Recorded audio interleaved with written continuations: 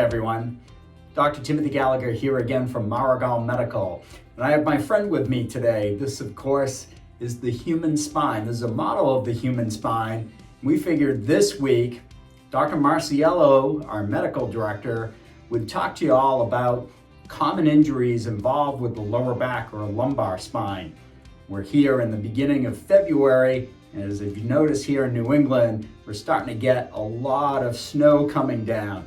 So lower back pain certainly has been really increasing. We've been getting a lot of phone calls from patients. So I'm going to have Dr. Marciello talk to you about common misconceptions when it comes to care for the lower back and anatomically what's happening when you injure the joints into the lower back. So without further ado, let's pass it over to our medical director, Dr. Michael Marciello. Take it away, Dr. Mike. Thanks, Dr. Tim. Well, I agree. We here in New England are always aggravating our backs, and specifically our lower backs in the time of snowfall. We're shoveling, we're clearing out the car, we're taking care of things, and without question, it is an increased time that we may injure our back. But it isn't always that simple to know what we may have done. People always will say, well, you strained your back, oh, you gotta watch out, you got a pop or disc. But there's a lot of misconceptions about what really happens in relation to when we injure our back. And I'd like to try to make it simple today to see if I can help explain what might be happening and what we need to watch for in relation to taking care of our backs and what could happen from an injury. Let me grab the model that Dr. Tim had started. So if we make it simplistic on a spine model, this side of the spine would be the front part of our spine towards our belly. This part of the spine is the back. So I'm going to divide it in essentially three categories. The back side is where the joints are. Right down the middle is where the nerves come out that go down our legs to cause, for instance, the sciatica. And the front spot of the spine, which is where the disc and the bone is. Well, one more common misconception in relation to a disc problem is people say, oh, my disc went out, or my back is out. And unfortunately, that gets very confusing to know what it really means. The disc can herniate, push upon the nerve, and cause problems in having sciatica, but the disc doesn't go out, it doesn't come back in. There really is more restriction of movement. There's an inflammatory process at the disc level causing some of that problem, and that's what we want to think about when we think about a disc injury. Usually when we lift that heavy shovel full of snow, we can herniate our disc because the forces go backwards.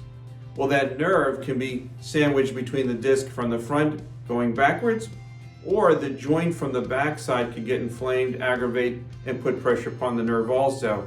So the nerve can get bothered by either the front problem or the back problem. And then classically, we have some degeneration in the joints of the spine and the back side of our backs, which is the arthritic areas. So if you have a stiff back, you have difficulty getting out of a chair, difficulty bending and standing back upright, many times that's the degenerative process of the joints of the spine, and they can get restricted and have difficulties moving. So we take each one of those components. I'd like to just look at the concept of what we want to do in relation to take care of things. We here at Maragal Medical can actually look at each of those components independently. With my special skills and knowledge in relation to the neurological elements, I'm looking to make sure that those nerves are doing what they are supposed to. If I can detect that you have some weakness in your leg or numbness and tingling, I'm going to try to help determine through the examination or through diagnostic studies what might be happening. Did you have an inflamed joint or did you have a herniated disc? And once we help determine that, then we can work as our group and get you to my colleagues, the chiropractors.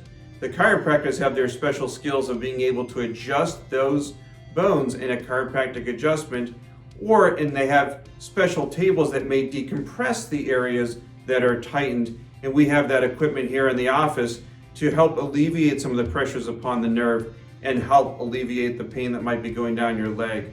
But we need to make sure that we identify those processes as a group, and we look at it in a group setting.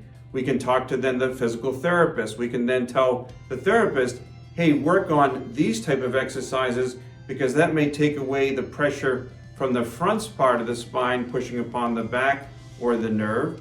Or we may say, hey, avoid these exercises that are putting pressure upon your back side of your back, which are aggravating the muscles and may cause more harm or damage. So we really want to look at it consistently, and as a group here at Maragal Medical, that interdisciplinary process is absolutely a great technique that we have to look at. I'm going to take care of those initial evaluations. I'm going to pass it off to my chiropractic adjusters, and we're going to put it together in a group model for exercise conditioning and physical therapy. So we here at Maragal Medical want to help you protect your back, take care of you when you are shoveling, take care of when you are lifting. But overall, we have to make sure we modify those, again, misconceptions in relation to what you may feel like your back is in spasm, or your back is injured, or your back is so-called out. We're not going to put it back in. We're actually going to mobilize it. We're going to stretch you. We're going to strengthen you, and we're going to get you better.